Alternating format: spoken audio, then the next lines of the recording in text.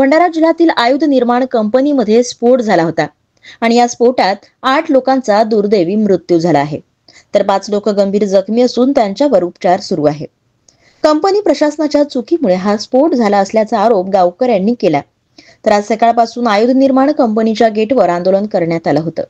आंदोलकांच्या मागण्या होत्या की मृतकांच्या कुटुंबांना 1 कोटीची आर्थिक मदत व परिवाराला 1 नोकरी या मागणीला घेऊन आज दिवसभर आंदोलन सुरू होतं.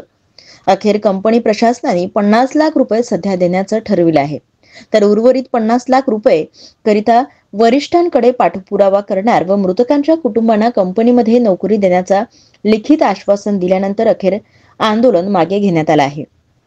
तर या संदर्भात चौकशी समिती गठीत केली असून चौकशी समितीच्या अहवालानंतर जे कोणी अधिकारी दोषी असतील त्यांच्यावर गुन्हा दाखल करण्यात येणार आहे. गुन्हा दाखल करण्यात येणार असल्याचे पोलीस अधीक्षक यांनी सांगितले.